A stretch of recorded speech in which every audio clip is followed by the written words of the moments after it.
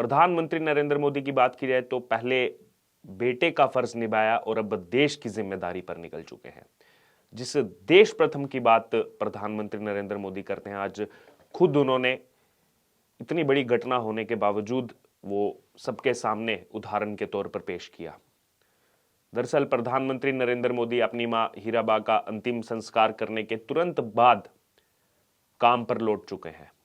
सुबह 9:40 पर गुजरात के गांधीनगर में उन्होंने अपनी मां को मुखाग्नि दी थी और इसके तुरंत बाद ही गुजरात से ही वीडियो कॉन्फ्रेंसिंग के माध्यम से पश्चिम बंगाल में जो पहले से उनके कार्यक्रम आयोजित थे, उन कार्यक्रमों में पीएम मोदी जुड़े। हावड़ा न्यू जलपाईगुड़ी वंदे भारत ट्रेन को हरी झंडी भी दिखाई गई पीएम मोदी की तरफ से। यह बेहद दुख का क्षण था जब एक तरफ पीएम मोदी अपनी मां को मुखाग्नि देकर आए थे और उसके तुरंत बाद काम पर लौट गए। इस दौरान उन्होंने जनता से बात भी कही और बंगाल की जनता से माफी भी मांगी। आप सोचिए कितना बड़ा दिल होगा, हाल ही में माता का निधन होना और फिर बंगाल की जनता से माफी मांगना कि मैं आपके बीच में नहीं आ पाया काम के चलते, क्योंकि मैं एक निजी कामों की वजह से व्यस्त हो गया था। वहीं दूसरी तरफ इस कार्यक्रम में पश्चिम बंगाल की मुख्यमंत्री ममता बनर्जी भी थी, जिन्होंने मोदी की मां के निधन पर दुख जताया। ममता बनर्जी ने बोला कि यह दिन आपके लिए तकलीफ भरा है। आपकी मां यानी कि हमारी भी मां, ईश्वर को आपको जो है वो शक्ति प्रदान करे, आप अपना काम जारी रख सकें। मेरा अनुरोध है कि आप कुछ समय आराम भी करें। राजनीतिक दूरियां हो सकती हैं, लेकिन आज इस दुख की घड़ी में सब पीएम मोदी के साथ हैं। बंगाल के लोगों की तरफ से प्रधानमंत्री नरेंद्र मोदी को भी ममता बनर्जी की तरफ से शुक्रिया किया गया। दरअसल ये कार्यक्रम पहले से ही जो है इसकी तैयारियां चल रही थी। पीएम मोदी को यहां जाना था, लेकिन वो नहीं जा पाए मां को मुखाग्नि देने के बाद। लेकिन इस कार्यक्रम में वो वीडियो कॉन्फ्रेंसिंग के ही माध्यम से जरूर जुड़े।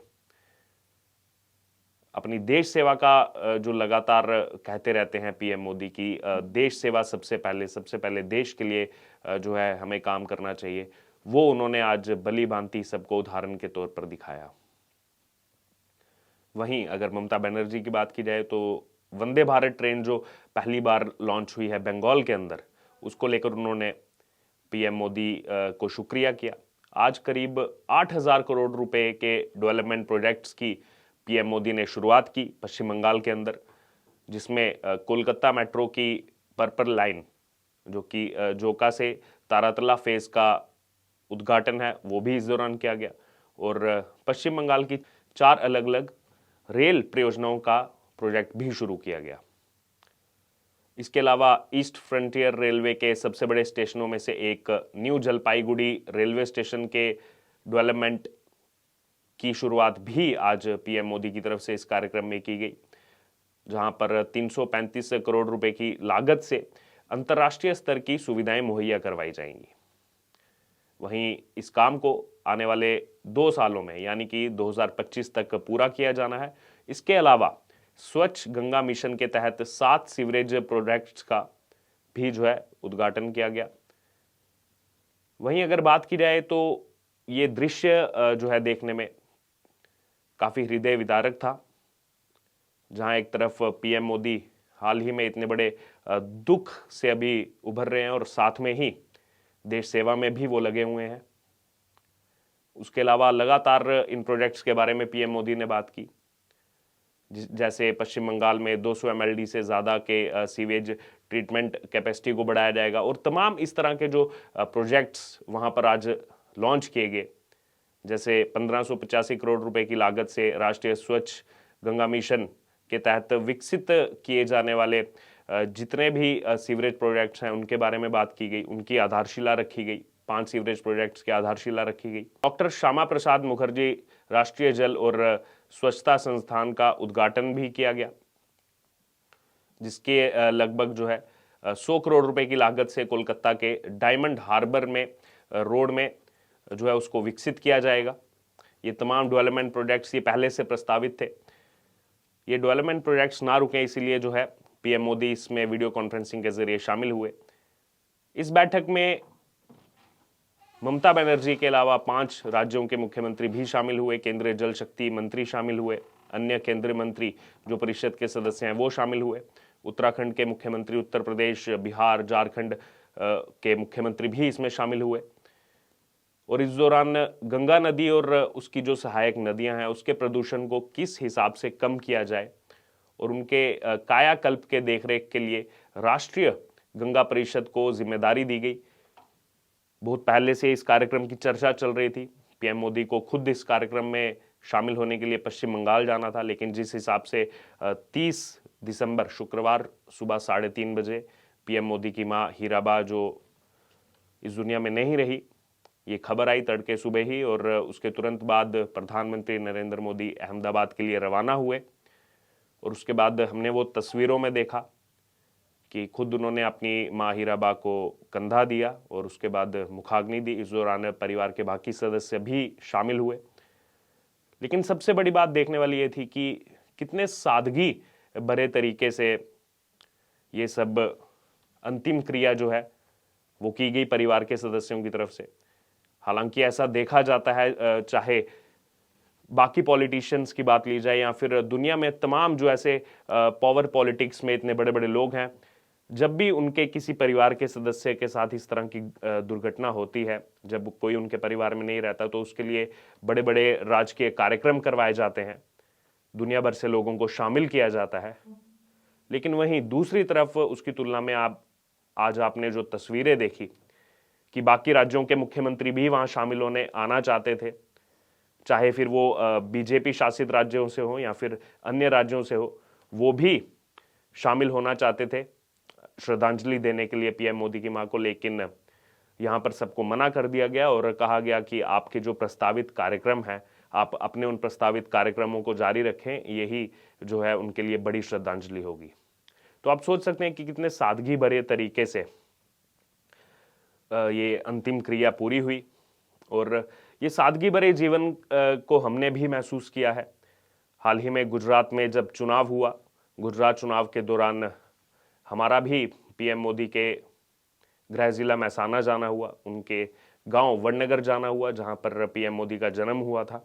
और इस दौरान उनके दोस्तों से जब हमने बात की, जो उनके पड़ोसी हैं, उनसे बातचीत की, तो उन्होंने उस समय बताया था कि कितने सादगी भरे तरीके से ना ही सिर्फ पीएम मोदी के भाई बल्कि उनके जो रिलेटिव्स हैं वो भी उतने सादगी भरे जीवन से जीते हैं। हीराबा के बारे में बार बार जिक्र हुआ।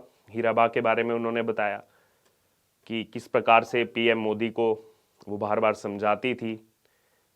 जब एक बार गलती से पीएम मोदी जो है छोटे थे और मगरमच्छ के बच्चे को ले आए थे, वहाँ पर एक लेक है वहाँ से, तो उसके बाद किस तरह हीराबा ने उनको डांटा था कि सोचिए कि अगर आप आज एक छोटे बच्चे को लेकर के आए हैं, आपको कोई ले जाए तो कैसा लगेगा। ये पीएम मोदी के लिए कहा गया था। और भी कई सारी ऐसी कहानियां जो बचपन में देखी थी वहाँ के लोगों ने, वो हमें सुनने को मिली हीराबा के बारे में। और हाल ही में जब चुनाव हुआ गुजरात का, उस समय भी कैसे 100 वर्ष उम्र होने के बावजूद हीराबा अपना जो लोकतांत्रिक अधिकार है, जो वोट है, उसको कास्ट करने के लिए गई थी 5 दिसंबर को। अब से 4 हफ्ते पुरानी ही ये बात है। और कहीं ना कहीं एक उदाहरण पेश किया था देश के सामने कि बेशक आपकी उम्र 100 वर्ष हो जाए, लेकिन उसके बाद भी इस देश में जो आपका लोकतांत्रिक अधिकार है उसका आपको उपयोग करना चाहिए, उसका इस्तेमाल करना चाहिए। और जब भी ऐसे मौके आए, हमें बार बार देखने को मिला, वो हमेशा से हेल्दी तरीके से इसमें पार्टिसिपेट करती थी। आज पीएम मोदी के परिवार के लिए एक बेहद दुख की घड़ी, एक दुख का क्षण, लेकिन दूसरी तरफ देश सेवा को देखते हुए, देश के प्रति अपने कर्तव्यों को देखते हुए पीएम मोदी दोबारा से अपने कार्यों पर लौट चुके हैं। आप खुद सोचिए ये कितना बड़ा दिल होगा पीएम मोदी का, जिसके बारे में जिक्र तो कई बार हुआ है, लेकिन आज इसका जीता जागता उदाहरण आप देख सकते हैं। एक तरफ अपनी मां को मुखाग्नि देकर आए और दूसरी तरफ पश्चिम बंगाल के जो विकास कार्यों के लिए जो कार्यक्रम होना था, उसमें वीडियो कॉन्फ्रेंसिंग के माध्यम से उन कार्यक्रमों का उद्घाटन किया। 8,000 करोड़ रुपए के विकास कार्यों की जो है आधारशिला रखी।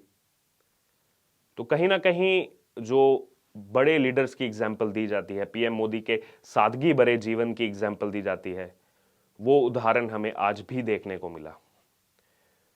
और ना ही सिर्फ भारतीय जनता पार्टी बल्कि बाकी भी जो तमाम पॉलिटिकल पार्टीज हैं, चाहे वो विपक्ष में हो चाहे वो क्षेत्रीय दल हो, उनके जो नेता हैं वो भी इस दुख की घड़ी में अपनी संवेदनाएं जो है वो पीएम मोदी के लिए प्रकट कर रहे हैं कि जो परिवार है उनको ये दुख सहने की शक्ति दी जाए और दिवंगत आत्मा को प्रभु स्वर्ग में जो है वो जगह दे, अपने श्री चरणों में जगह दे, उसके लिए लगातार प्रार्थना कर रहे हैं। और देश भर से इस समय यही श्रद्धांजलि की जो आवाज़ है वो हर जगह पर देखने को मिल रही है, चाहे वो सोशल मीडिया हो, चाहे आप आम लोगों से बात करें, वो इस समय पीएम मोदी के इस दुख की घड़ी में उनके परिवार के प्रति अपनी संवेदनाएं प्रकट कर रहे हैं। बहरहाल, अब इसको लेकर आपकी क्या राय है? जो आपने आज देखा कि एक तरफ पीएम मोदी की मां हम सबके बीच में नहीं रही, जिन्होंने एक ऐसे बेटे को जन्म दिया, आज दुनिया जिसकी एग्जाम्पल देता है, वर्ल्ड लेवल में अगर लीडरशिप की बात की जाए तो पीएम मोदी का नाम सबसे ऊपर चल रहा है। और वहीं दूसरी तरफ मुखाग्नि देने के 1.5 घंटे के अंदर ही पीएम मोदी अपने प्रस्तावित कार्यक्रम में लोगों से संवाद करने पहुंचे और उन्होंने बंगाल की जनता से माफ़ी भी मांगी कि मैं फिजिकली आप लोगों के बीच में जो है नहीं आ पाया। इसको लेकर आपकी जो भी राय है आप हमारे साथ कमेंट बॉक्स में शेयर कर सकते हैं। इससे जुड़े तमाम अपडेट के लिए बने रहिए हमारे साथ। धन्यवाद।